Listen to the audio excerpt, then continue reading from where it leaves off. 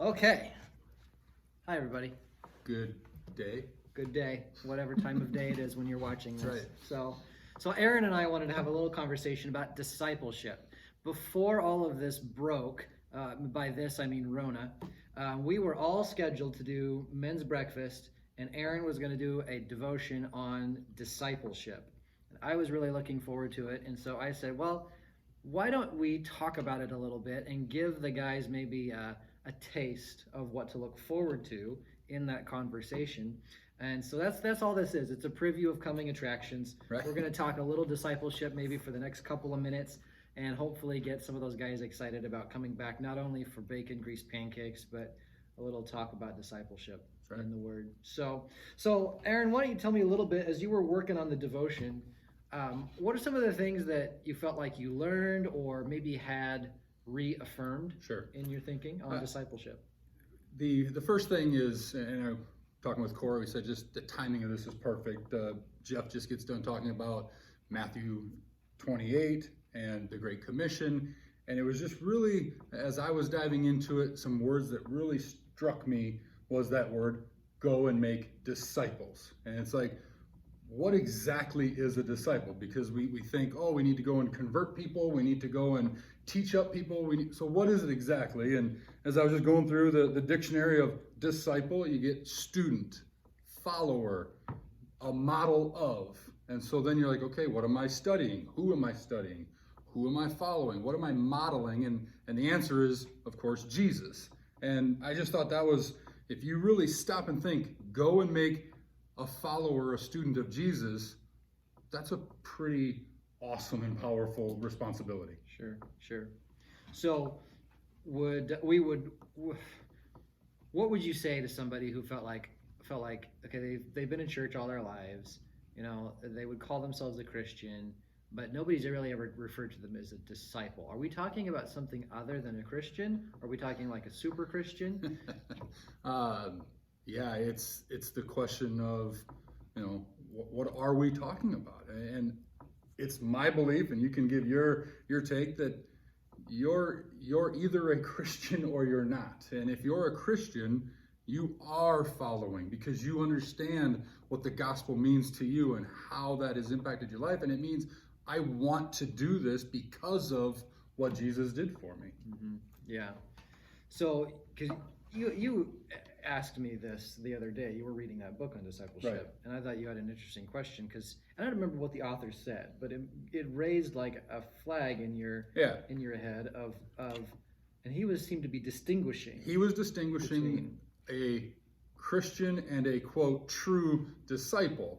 And in my mind, I'm like, I don't see the difference. If we're going to call a Christian a church goer, that's not a Christian. That's a church goer. That's a church attender. That's someone who wants to be in the club. Right.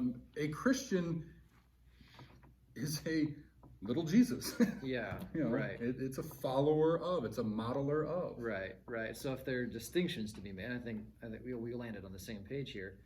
Like, there's a distinction to be made. The distinction is made in somebody who's just kind of in the crowd, and somebody who's really following Jesus. And the folks that are following Jesus, we call Christians, and we call them born again. We call them disciples. Right. And Jesus was surrounded by this all the time. The people that were actually following him, and then the people that were just kind of there for entertainment purposes. Or there was some kind of material benefit for following him, at least that one time where he fed everybody. Right. And so I think that's an okay distinction to make, but I do think it is important to say that when we're talking about a disciple, we are talking about an ordinary Christian. Right. Yeah. So as you were kind of thinking through it and studying and thinking about what to share with the guys, what did you find? What did you find when it came to like how disciples get made? Sure.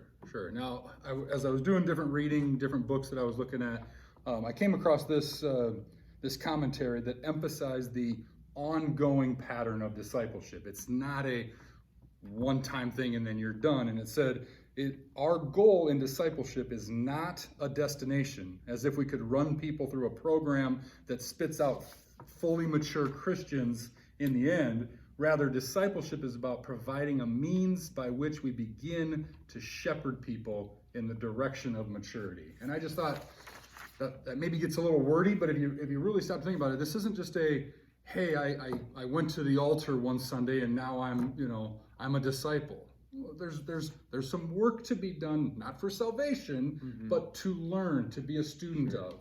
Sure. And that just really, that excited me. Right. So when we talk about it, we talk about discipleship, and we're talking then about a process, but it's not some kind of neat and tidy program that somebody can graduate from. Yeah, you're not going to fit this in a box. Right. I mean, it takes relationships. It takes, Sure. Systematic study with the purpose and desire for greater. Sure.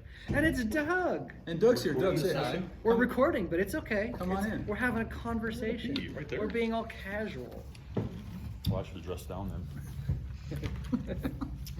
So, Doug, you're not on the screen. You got to Doug. get in. So we're really live? Yeah. Not live, but No, we're not live. No. Oh, I thought you were doing like a live thing or something. No, we're doing a recorded thing. We're talking discipleship. Wow. See, and this just like lends to the credibility of how casual Right. and informal Right. and relaxed guys we are. You are going to edit this out, right? I don't know. If you're lucky. I might run out of time. There we go. Okay. So one of the questions, because I've had the pleasure of reading this, the devotion that Aaron's going to give us as soon as we're able to do men's group again, our men's breakfast again. And one of the things I thought of as I was reading your thing was, my goodness, like not only are there like some really valuable insights here about what a disciple is supposed to look like, but just the idea that there would be some markers for what authentic discipleship looks like means there's probably all kinds of other things out there that we might be doing that we think are markers of discipleship, but they might not be. Right. So as you were studying and thinking, I mean, were there some things in your mind that popped up as maybe false markers of being a disciple? Wow. Or is that too much? That's a lot. Okay, so we said what a disciple I is. feel like that could be, I don't want to, I ate bacon today. I went to the church to have bacon and eggs. Right. There's nothing wrong with that in there, Right. But does that make you a disciple? No. Right. What's the meat with the meal? Right. Right. Yeah. Well, we talked a little bit about church attendance too. Just because somebody came, right, that wouldn't necessarily mean they were following Jesus. Right. They might just like the people that are here, who are very likable. Right. Right. Like Doug. Extremely likable. Very likable. So yeah. Well, and like I think you talk a little bit about look at a little bit of a temptation you've faced in your life of being able to say, I've got a Bible reading streak. Right. Yeah. Like, of course we would want to have a great record of reading the Bible because that's soul food, right? But at the same time, like where the enemy gets in there is, pride. Yeah, right. So if you have your Bible app, there's a thing, the streak, how many days you've looked at the Bible app, supposedly read the Bible app. And there was a time where I was streaking, as they say, and and the number was just great. I mean, it was in the hundreds, and I felt really proud of myself. And then one night I was getting ready for bed, and I'm like, I haven't read the Bible. So I literally opened the Bible app just to keep the streak going. There was nothing in my heart that said, I want to learn about Jesus tonight. Right. It was, I want to keep this streak going. And it got to the point where I'm like, okay, I just need to not look at the Bible app one day so the streak is gone, and then I can get back to the heart of it. And that's, what can I learn about Jesus? What does Jesus have for me to learn today? Yeah, I think it goes a lot back to what you were talking about earlier of, well, what is it? What are we talking about? We're talking about somebody who follows, who, right? Following Jesus. And so we're not just learning a set of facts about a character. Right. We're learning to follow, to emulate, to follow the example of a person. And therefore, if a discipleship, people hear discipleship and they just think, check this box or do this thing or say this prayer. Right. then we're missing the point, because this is about following the man, following the person. Right. And so so there's a heart component, there's an affection component to this that's really important not to miss.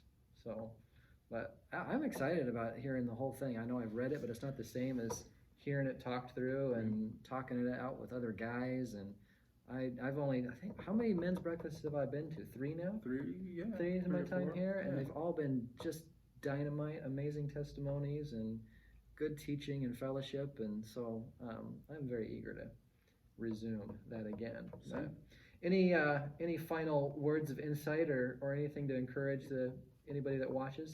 Just a couple verses. The Philippians 3:12, when Paul writes, "Not that I've already obtained this or am already perfect, but I press on to make it my own." And that's how do you need to study? How do you need to get into the Word?